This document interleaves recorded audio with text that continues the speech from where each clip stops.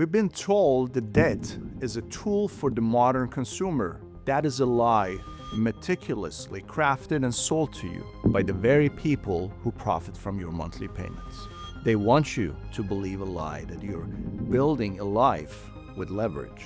In reality, debt is not a hammer. It's a high voltage wire. Unless you are a professional electrician with millions in liquid capital to insulate you, touching that wire will burn your life to the ground.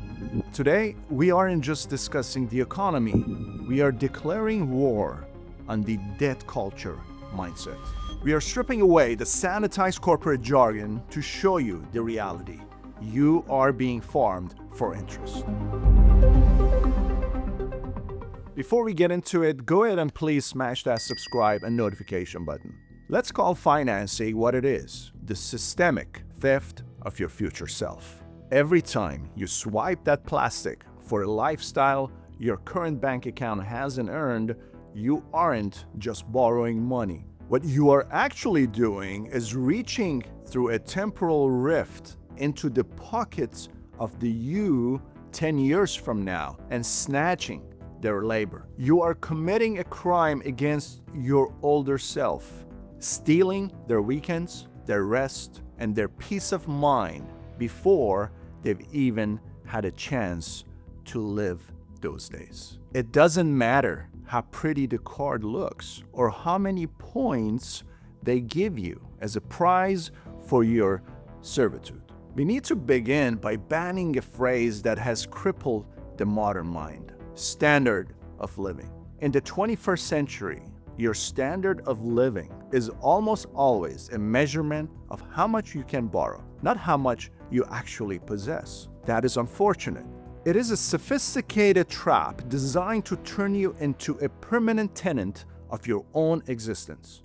Think about that. You end up paying rent on your clothes, rent on your car, and rent on your memories. If you don't own your things own your time. And let me tell you, if someone else owns your time, you aren't a consumer. You're a sharecropper in a digital age. It's time to wake up from the hallucination. If you can't buy it in cash, you can't afford it. Hard stop. In this episode, we break the blueprint. We learn how to become unleasable in a world that wants you in chains. Let's look at the interest tax. This is a voluntary tax paid by people who refuse to wait. Here's a scenario. Take a $3,000 designer bag or a high-end tech setup for your office. If you save up and buy it, it will cost you $3,000. If you put it on a credit card at 24% interest and only pay the minimum, that item ends up costing you closer to $5,500. You work twice as much, as many hours, twice as many mornings, waking up when you didn't want to, just for the privilege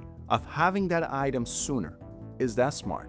Banks counts on your inability to do basic math. When you normalize carrying a balance, you are subsidizing the record-breaking profits of banks with the limited hours of your life. Think about this for a moment. Every interest payment is a minute of your life that you gave away for free, isn't it? We are banning the idea that a low monthly payment is a deal. It is not. If you can't buy it twice in cash, you are too poor to own it, period. Why is everything sold as a payment? Have you thought about it? Because if you saw the total cost, you would run because you can't afford it.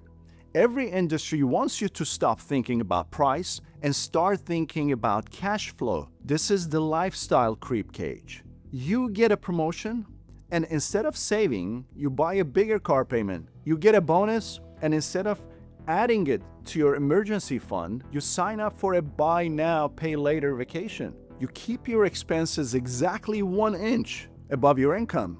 A consumer with 6 months emergency fund can afford things more freely. That person can't be bullied much. But a consumer who is payments rich and cash poor is a compliant servant. Remember this: debt culture isn't about helping you get what you want. It's about making sure you can never afford to stop making those payments and enriching banks. We are witnessing the planned death of ownership. You don't own your software, you subscribe to it. You don't own your car, you lease it. You don't own your home, the bank does for the next 30 years. Debt culture has convinced you that ownership is an outdated, heavy concept. They want you to be a perpetual subscriber to your own life.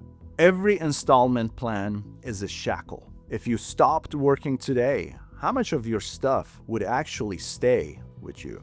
Have you thought about that? If the answer is none of it, then you don't have wealth. You have a curated collection of borrowed objects.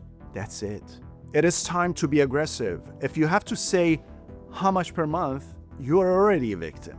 True wealth is the ability to say no. And you can't say no when you owe the bank your next 20 paychecks.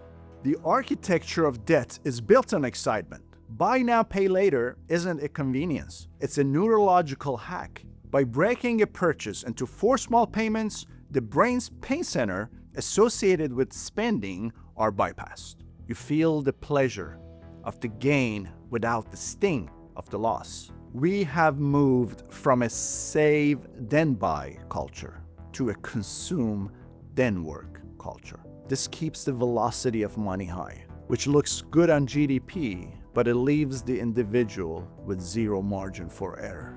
You make one mistake and you're bankrupt. One missed week of work and your life collapses. You are living on a knife's edge, and the banks are the ones sharpening the blades. So how do you change your debt mentality?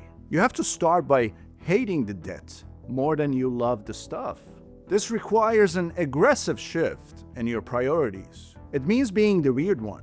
Drive the 12-year-old car while your neighbor drowned in $900 a month SUV payment. Realize that a credit score is nothing more than an I'm a good little borrower badge. It is not a measure of your worth, your intelligence, or your success. So here are the new rules you need to follow in order to be debt-free. Rule number 1, the cash rule. If you can't buy it twice today, you can't afford it. Rule number 2, the interest ban. Never pay a cent in interest for something that loses value, things like cars, electronics for your office, etc. Rule number 3, the emergency wall. Build a wall of cash between you and the world. Have at least 6 months of emergency funds. And think about this. If you stop making $900 payment on a car and save that money for 5 years, you would have almost $60,000 in the bank. And that's the American backdrop. As always, stay sharp, stay aware. And remember, the exit door is marked sacrifice. You have to kill the debt before it kills your future. Your time is the only thing you truly own on this planet. Stop selling it off to a credit card company for pennies on a dollar. See you in the next one.